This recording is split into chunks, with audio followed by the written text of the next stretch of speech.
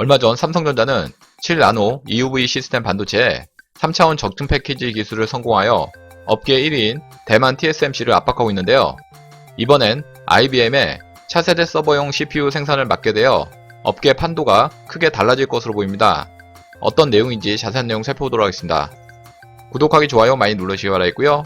자, 그럼 본격적인 방송 시작합니다.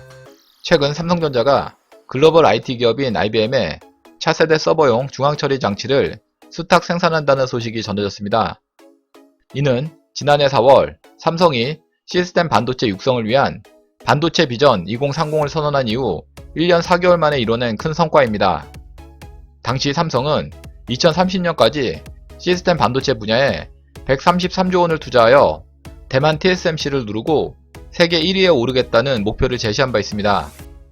얼마 전 삼성전자는 지난해 업계 최초로 EUV 공정을 적용한 7나노 제품을 출하한 데 이어 올해 2분기 5나노 공정 양산에 들어가는 등 초격차 전략에 속도를 내고 있습니다. 17일 IBM은 자사 온라인 뉴스룸을 통해 차세대 서버용 CPU인 IBM 파워10 프로세서를 삼성 파운드리 공장에서 생산한다고 발표했습니다. IBM은 기존 및 신규 특허 수백여 개를 적용한 파워10 프로세서를 설계하여 내년 하반기 파워10 CPU를 적용한 서버를 출시할 계획입니다.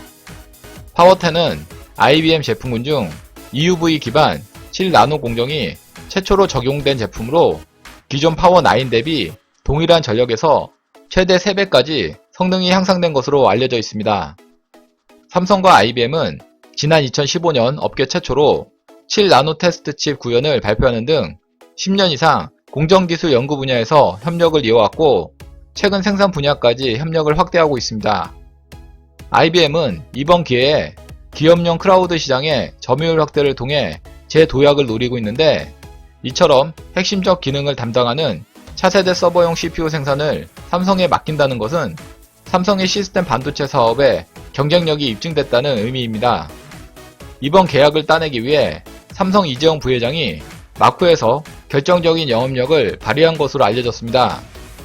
이 부회장은 지난 2016년 IBM 최고 경영자를 미국 아이다호주에서 열린 썬밸리 컨퍼런스에서 만나 5G, 인공지능, 클라우드 등 미래 기술 분야에 대한 의견을 나눈 바 있습니다. 이후 이 부회장과 삼성은 꾸준히 IBM과 접촉하여 협력 관계를 유지해왔습니다. 한편 이번 IBM과의 계약을 시작으로 반도체 업계 판도가 달라질 것이라는 분석도 나오고 있습니다. 로이터는 IBM의 발표를 전하면서 인텔이 고전하고 있는 가운데 경쟁 업체들의 영향력이 커질 전망이라고 분석했습니다. 인텔이 7나노 양산에 잇따라 실패하는 상황에서 삼성의 미세공정 기술력이 입증되면서 TSMC와 삼성전자 진영으로 시장이 재편될 것이라는 관측입니다. 이번 성과로 삼성은 시스템 반도체 분야 1위를 향한 도전에 한 발 더 다가선 것으로 평가됩니다. 이상 삼성 IBM 협력에 대해서 알아봤고요. 다음 시간 더 알찬 내용으로 방송 올리겠습니다. 구독하기, 좋아요 많이 눌러주시기 바라겠고요. 댓글도 많이 남겨주시면 감사하겠습니다.